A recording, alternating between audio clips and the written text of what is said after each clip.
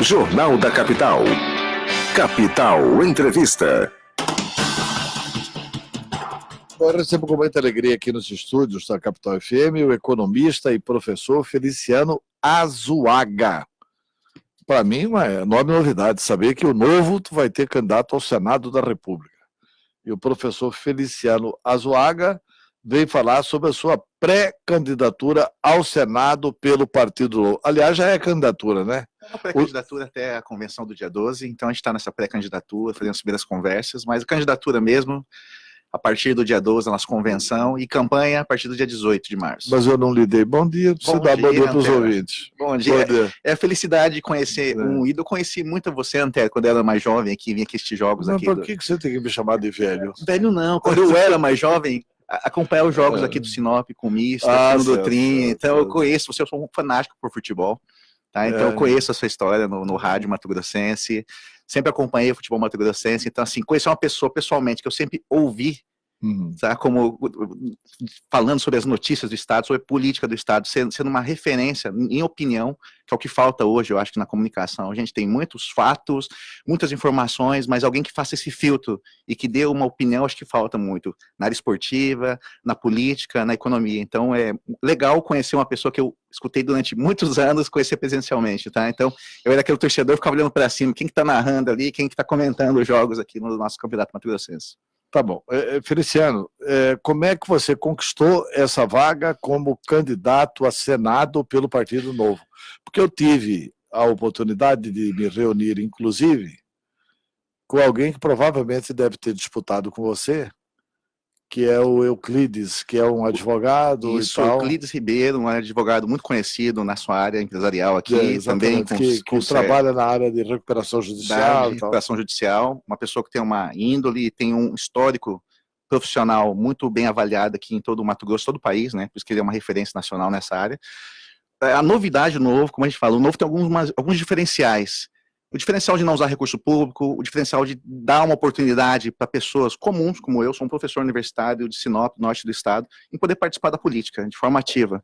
E o Novo tem como um diferencial esse processo seletivo. Então, como funciona? Todos os filiados do partido, que tinham mais de 6 meses de filiação, tinha a possibilidade de escrever um processo seletivo. Eu já participei de 3 dentro do Novo.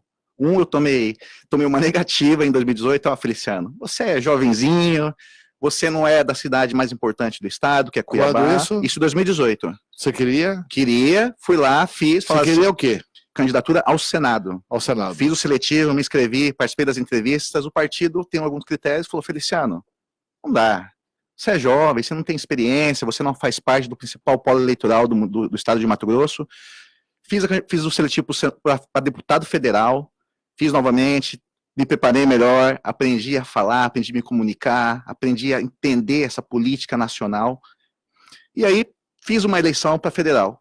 Com a eleição suplementar, novamente, o Partido Novo abriu um processo seletivo e falou, vamos lá, estamos convidando, agora é a hora de sair do sofá, agora é sair de trás das redes sociais e quer participar da política, quer transformar, esse é o momento. Eu me inscrevi, junto com o Euclides, junto com o Sérgio. Teve uma etapa que foi uma avaliação de currículo, de histórico de vida, de propostas, uma avaliação interna do partido, e uma segunda fase foi uma entrevista, uma sabatina.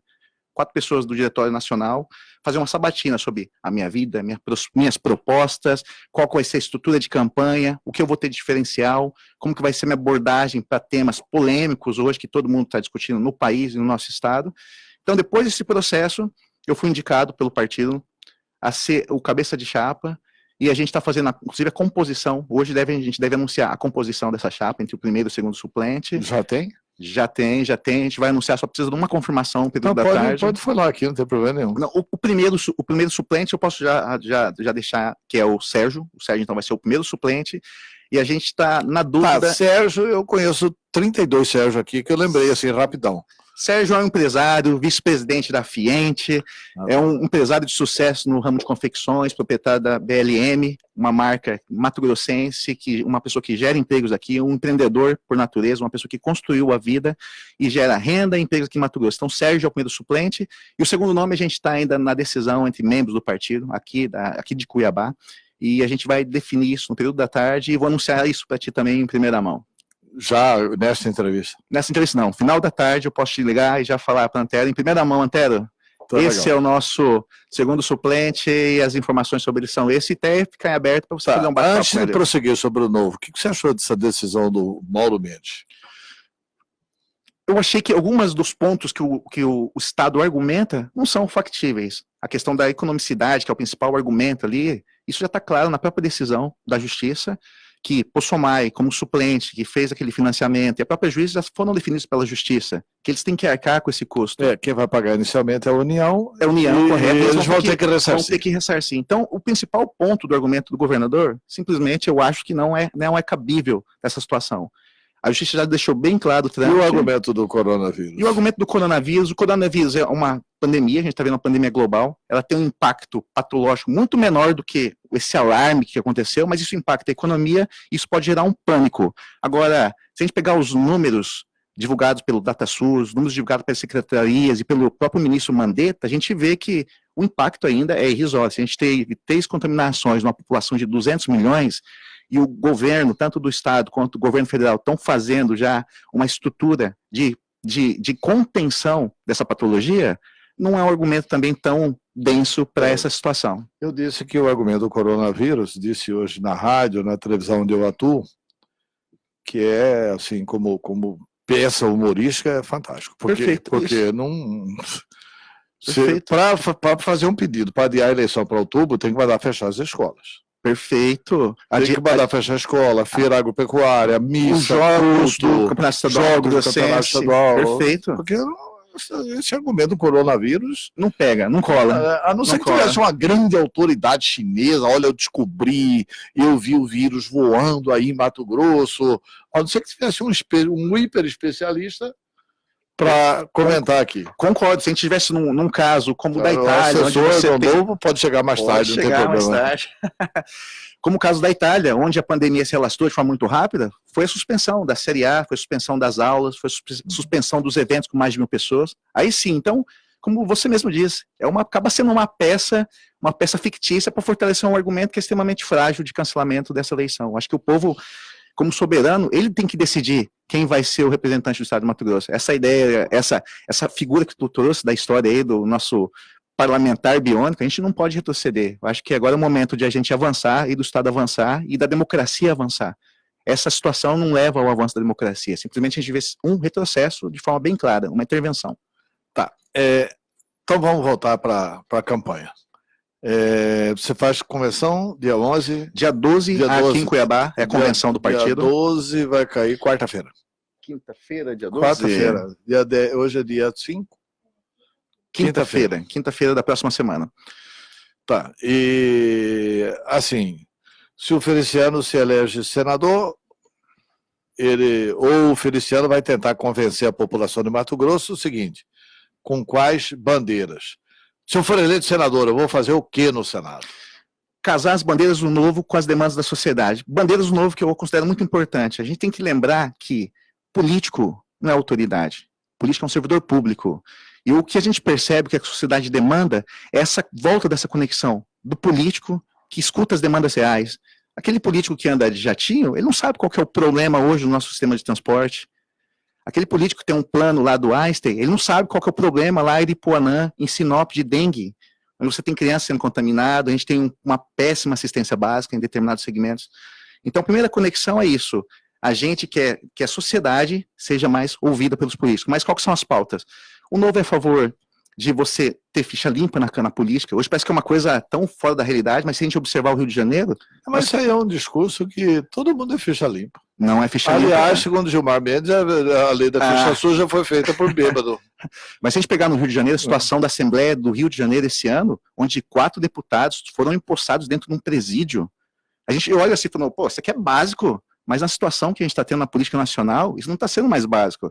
Então, a gente também tratar as pessoas de formas iguais, a gente vê aumentos em determinadas categorias do funcionalismo público com restrições. A gente olha para o judiciário, acho que a gente está na Suíça. Enquanto uma categoria não tem acesso a condições básicas, a gente vê um vale biblioteca de R$ 2.200. Eu vejo determinados parlamentares recebendo R$ 54 mil de verba indenizatória, que já foi acusado lá pelo governador Silval no passado. Então, esse tratamento desigual é uma das propostas do Novo, dar mais poder ao cidadão. Como que eu falo que é dar mais poder ao cidadão? Se eu tento fazer uma parceria da minha instituição com o senhor, eu venho aqui na rádio e falo, pô, Antero, vamos fazer uma parceria, vamos se ajudar. Eu tenho umas estudantes para fazer estágio, você quer fazer uma doação para minha instituição de ensino, sabe o que eu vou chegar para ti aqui? Eu vou chegar com uma folha com 26 documentos que eu vou falar assim, Antero, você quer me ajudar? Fala, Antero, você tem que cumprir essa burocracia do Estado. Então, tirar poder da burocracia e fazer quem trabalha, quem cria, quem movimenta esse Estado, ter essa facilidade, parar de atrapalhar, é um dos pilares da campanha do Novo. Então, quem é empresário que está me escutando, quem é toda hora achacado pela Secretaria de Fazenda, pela Receita, olha o Fundo Rural. Você fez o produtor seguir uma regra durante 10 anos, o produtor que seguiu certinho, aí você chega depois de 10 anos e fala assim, produtor, lembra aquela regra que eu falei que era assim? Que você cumpriu? Então, eu entendi que não é assim não. Você estava errando mesmo fazendo certo. Então, essa intranquilidade econômica, social, essa aproximação do poder público, dos políticos com a sociedade, escutar a sociedade que a sociedade quer, eu acho que isso vai ser a grande bandeira do Novo. Mostrando, olha, nós estamos aqui, nós somos uma opção, nós entendemos o que a sociedade quer, porque nós somos sociedade. Eu não sou um político de carreira. Sérgio não é um político de carreira, é um cara que acorda 6 da manhã, é um cara que tem um boleto para pagar, é um cara que tem funcionário para atender, é um cara que tem que resolver problema. Então ele sabe o que as pessoas demandam, eu sei que as pessoas demandam, porque eu estou lá no dia a dia da minha cidade, do meu estado. Tá, mas você acha que essa é a pauta da nação? A pauta da nação é... Embora é evidente, a questão da burocracia é uma pauta que ajuda a nação. Pauta da nação... Mas eu acho que a pauta da nação é o seguinte, a nação está envergonhada, irritada com a sem-vergonhice do parlamento. Perfeito, e, perdão, até das instituições do Poder Judiciário. Porque, assim, se parlamentar saiu, foi empossado na cadeia no Rio de Janeiro, se a Assembleia Legislativa do Rio de Janeiro pôde emitir alvará de soltura para bandido de colarinho branco, perfeito, é porque o Supremo Tribunal Federal aprovou. Perfeito. Aprovou. E o Senado da República é a única instituição, eu já tive a oportunidade de pertencer ao Senado, se bem que o Supremo era melhor. É assim, é a única instituição que pode fazer uma avaliação disso, o impeachment do Supremo, de ministro do Supremo. Você é a favor da CPI da Lava Toga, por exemplo? Com certeza, sou a favor, porque a gente precisa ter esse controle de uma instituição sobre outra instituição. Não existe instituição superior no Brasil. O STF não está no Olimpo que definindo as regras para o país e para as outras instituições. Uma das perguntas lá, Antero, da entrevista, foi sobre isso.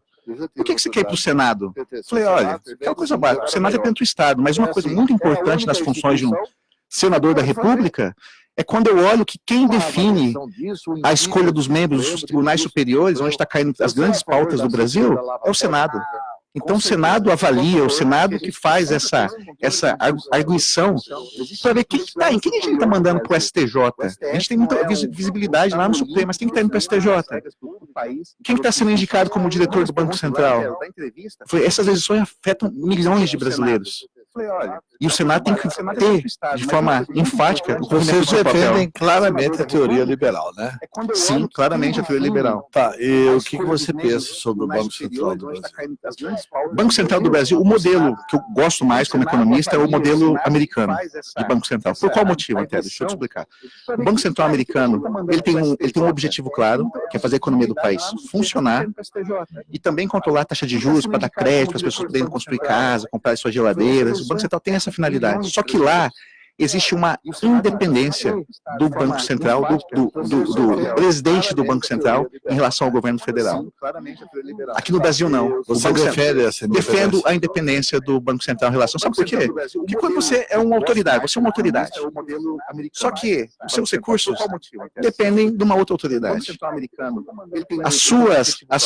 O que você acha correto depende de uma aprovação de um outro interesse, que depende do interesse político. Você vai fazer o seu melhor na sua área? Mas se for para essa questão da independência, mesmo sendo independente, o recurso vem de outra autoridade. Por exemplo, o judiciário é independente. Mas o recurso vem do executivo, o judiciário não era casa. Mas o TJ não tem um chefe direto como acontece hoje no Brasil. Por exemplo, se amanhã acontecer uma situação política e alguém quiser a cabeça do presidente do Banco Central, ele vai para a rua.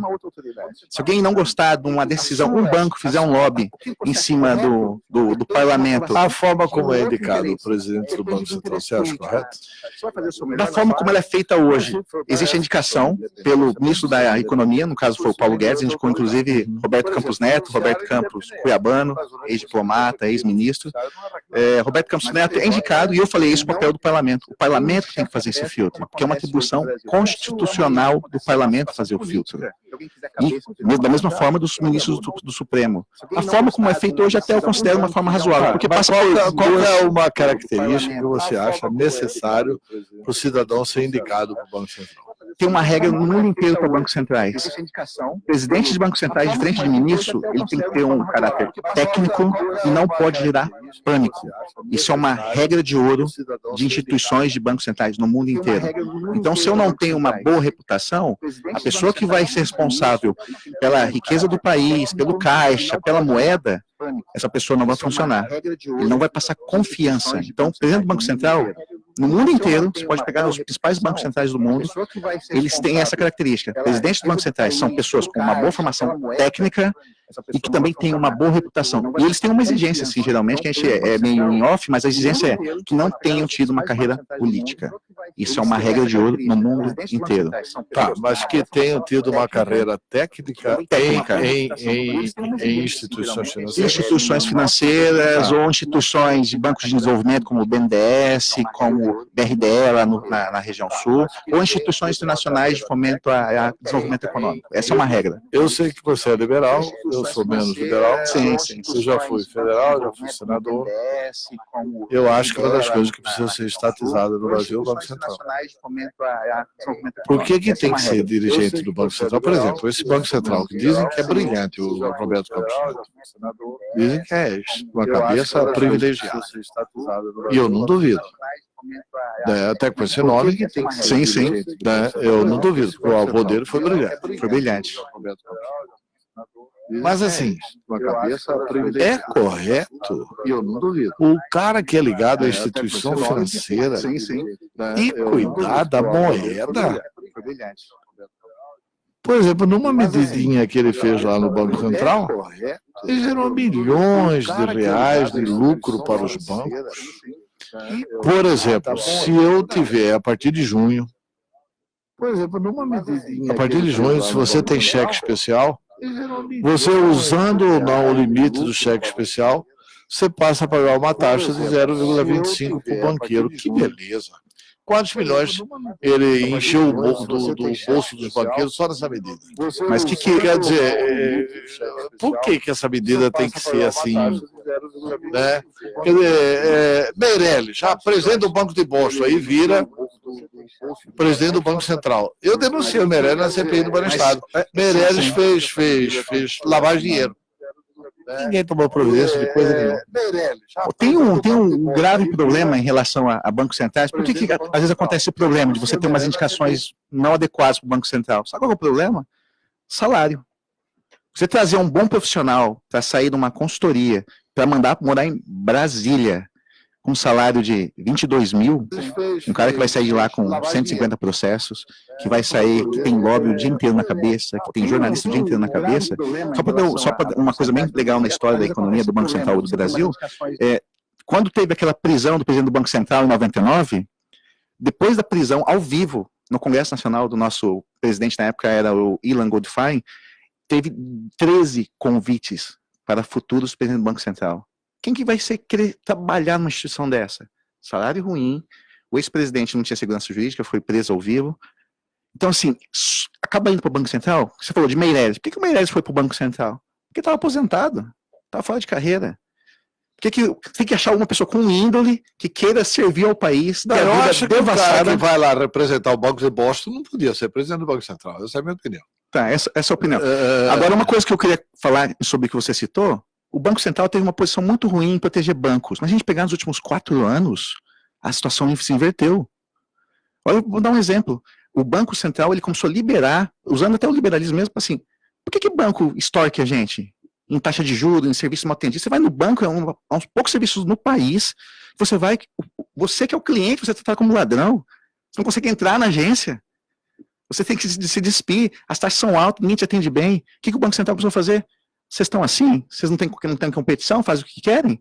Vamos abrir para as chamadas fintechs, as startups. Eu trabalho muito com inovação. Olha o Nubank. Nubank, que é uma empresa de 7 anos, cobra 0 de taxa. Tem 22 milhões de clientes. Se conseguir mais 5 milhões de clientes em 6 meses, vai ser o maior agente financeiro do país. Cobra R$0, não cobra TED. Eu estou falando de Nubank, é um exemplo. Mas a gente vê empresas nessa área de finanças. O país está tentando se modernizar. O Banco Central falou assim, não adianta eu tentar segurar para proteger banqueiro. Então, nós temos que abrir, nós temos que ter competição, nós temos que modernizar. Eu não tenho carro há 5 anos, Antero. Sabe por quê? Você não tem o quê? Carro. Há 5 anos. Sabe por quê? Porque foi criado um serviço de carro compartilhado. O Uber? O Uber, o 99 Táxi. Em casa tem um que é fantástico, que é o Chama Nós. É a criatividade do Mato Grossense, juntar os meninos de computação da cidade, junta o empresário que tem essa visão empresarial, aquelas pessoas, esses 11 milhões de desempregados que estão desempregados. Antigamente, sabe o que o cara faria quando estava numa situação financeira ruim? Ele estava devendo boleto, 2 boletos de atraso, o cara perdia o carro para o banco mandava prender. Hoje o cara ficou desempregado, atrasou um boletinho, o que ele faz? Ele se cadastra no aplicativo, ele vai fazer a entrega, mas ele consegue pelo menos manter a dignidade, manter o patrimônio dele. Então, quando a gente fala de liberalismo, é isso.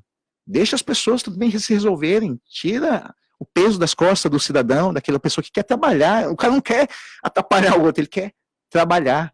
E as pessoas são muito satisfeitas com esses novos tipos de serviço. Então, isso, Antero, que a gente fala que é o liberalismo e que o governo pode auxiliar. Tá, o Banco Central está vindo nessa contramão de banco maltrata o cidadão. E a gente também defende isso. Quem maltrata não deve ter proteção do Estado, não. Tem que partir para o pau, tem que partir para a competição. Porque quem vai escolher é o cidadão. Eu tenho uma pergunta aqui, infelizmente não tem o nome de quem está perguntando, mas eu vou ler. Bom dia, Antero. Quero saber do entrevistado o que ele acha das posições do grupo Muda Senado. E se eleito, se ele vai participar do grupo. Você tem acompanhado isso? Tenho Anderson. Tem acompanhado, sim, desde a eleição do presidente Alcolumbre. Ele veio com essa proposta de inovação em cima da eleição do Renan. O Muda Senado ele tem algumas pautas que o Novo defende. Essa questão de renovação do Senado, essa questão de ficha limpa, essa questão de apoiar as pautas econômicas do governo e não usar isso como barganha. O Novo sempre tem bem claro que as pautas da presidência da República, do presidente Bolsonaro... Mas um dos líderes da barganha lá, só para exemplificar bem para a população, é o tal do Davi Alcolumbre. Do Davi Alcolumbre. Esse eu não sei quem que é pior. Aliás, eu acho que o Renan é menor que ele. É mais autêntico. O Renan, pelo menos, deixa transparecer aquilo que ele quer, e o Alcolumbre não. O Alcolumbre esconde e chantageia por trás. O que me chama a atenção no Muda Senado... Esses 30 bi que eles querem se apropriar deles lá, não, é uma vergonha mundial. Isso é um descalabro. Isso é um descalabro se a gente observar o que aconteceu agora. Você passar 30 bi do orçamento... Aí eles falam assim, o relator está convocando a população para dar golpe. Não. Eles que estão dando golpe no presidencialismo. Perfeito. Estão querendo criar um parlamentarismo branco, colocando 30%, eu fiz o levantamento, peguei os dados do governo federal, Antero, 30% é quase que 1/3 de toda a verba discricionária do executivo. Quer dizer, a gente elege um executivo que tem um recurso discricionário para fazer... E o Rodrigo Maia que vai mandar. E 1/3 vai para um relator. O relator escolhido pelo Rodrigo Maia. É o Rodrigo Maia que vai mandar.